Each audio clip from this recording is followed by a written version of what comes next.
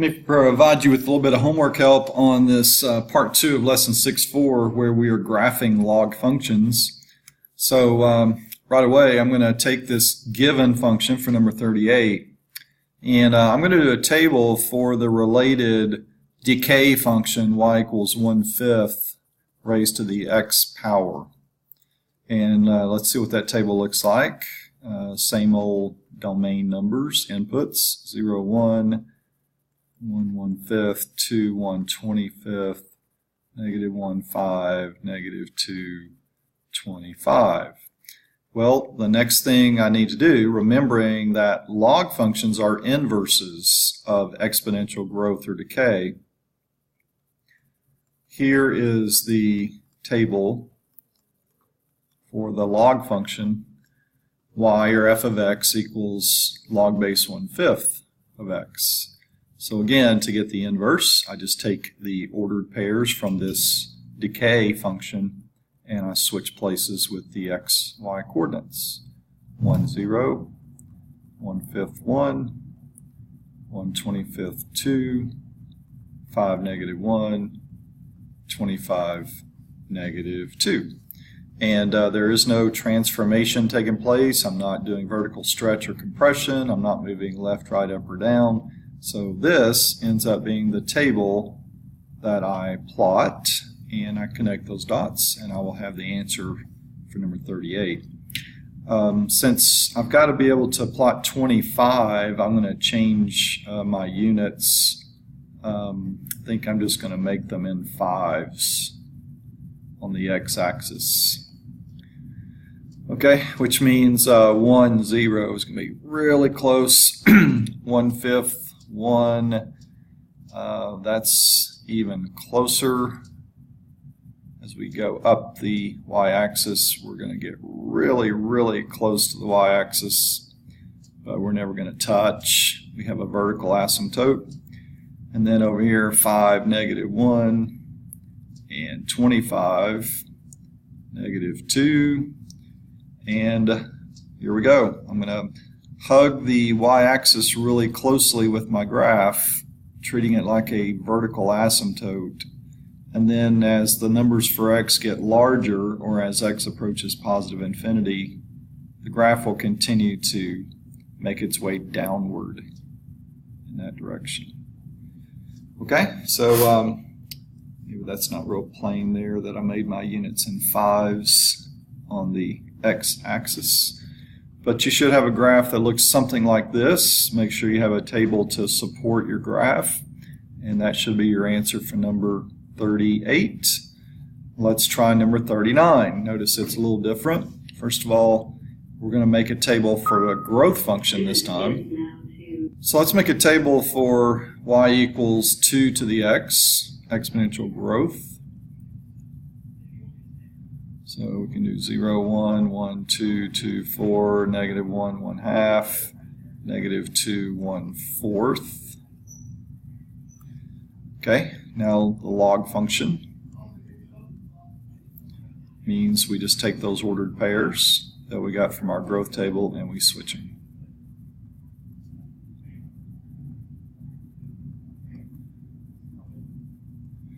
Okay, and I can't stress enough, some people make the mistake of trying to do these transformations and then do the switch, but you need to be careful that you do the switch of the ordered pairs from growth or decay first.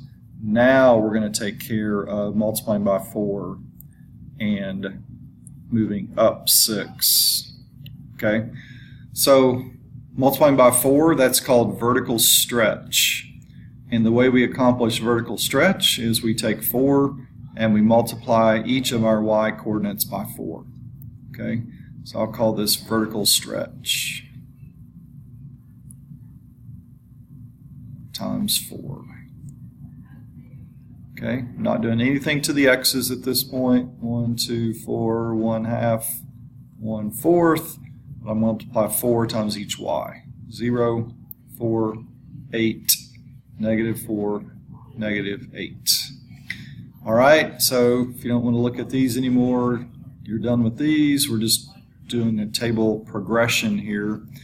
And now I'm ready to take care of this translation, and this represents moving up 6. So each of my y coordinates from my vertical stretch table, I just add 6, and that's another way of moving the whole graph up 6 places. So we'll call this table up 6.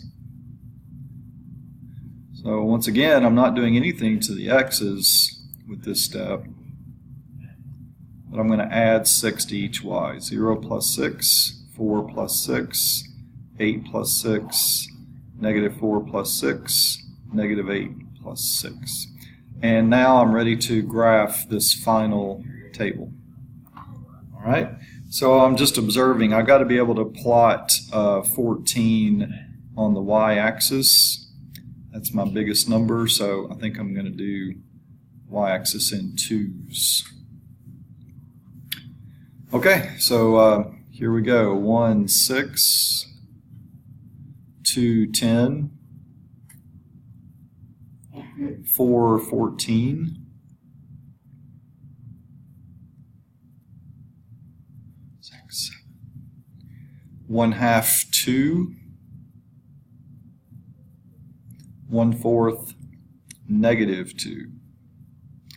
All right, so typical log function that relates to growth, it will approach the negative y-axis forever.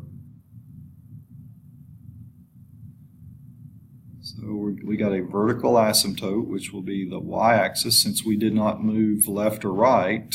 Anytime you don't have a horizontal move, your y-axis should still be the vertical asymptote. And then as we go to positive infinity on the x-axis, we'll just keep going upward and not be bound by any asymptotes. All right, so that should be your graph, what it looks like for number 39. And I picked one more. Let's try number 46.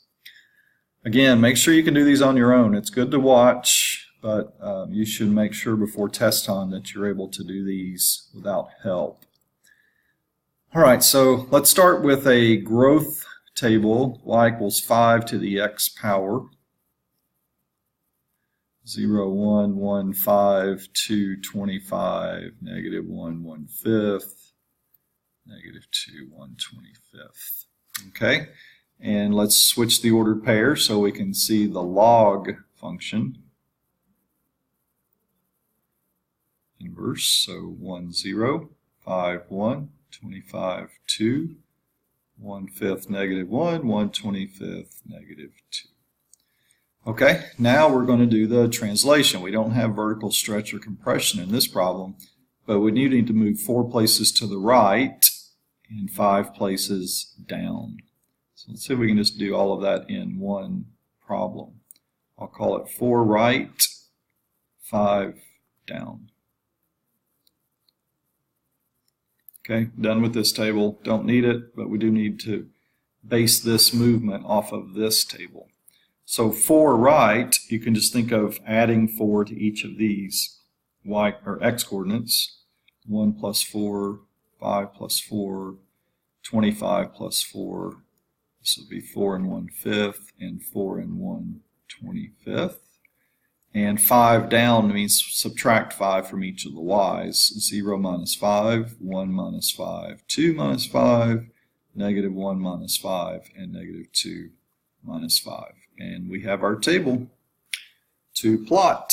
And on the x-axis, I got to be able to fit 29. So again, that's going to be kind of big. Only have I use the same graph that you have for your homework. Hopefully that helps. We can count that as 10. So let's do them in 3s. That just barely gets us over here on the right edge. So let's just estimate 5, negative 5. So 3, we'll say 5 is right there, and then negative 5. 9, 3, 6, 9, negative 4. 29, so we'll just say that's just about over to the right edge. That would be 30. So maybe here on this arrow. negative 3. 4 1/5. I'm going to call that right there 4 1/5, negative 6.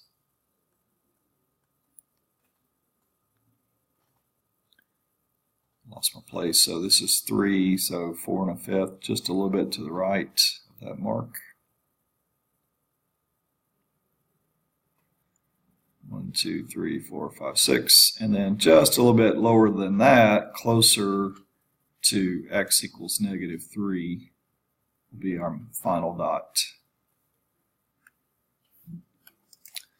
Sorry about that. Okay, I think we're good. 1, 2, 3, 4, 5.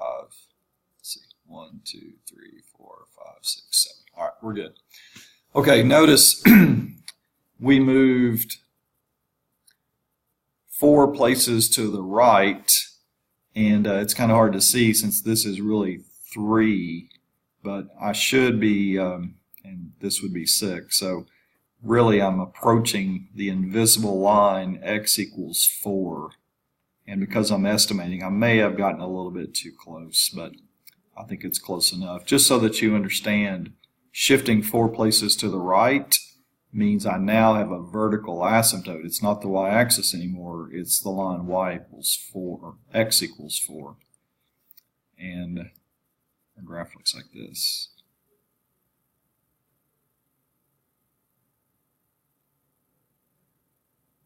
So it's not required, but probably a good idea for you to understand that we should not be passing over x equals 4. Okay, so that does it for the homework help. That just leaves you with 2 to do on your own, but I hope this gives you enough information to help you with those other 2. And then if you found yourself really struggling with these, then go back and don't watch anything, and make sure you can do them again on your own. If you have any questions, let me know.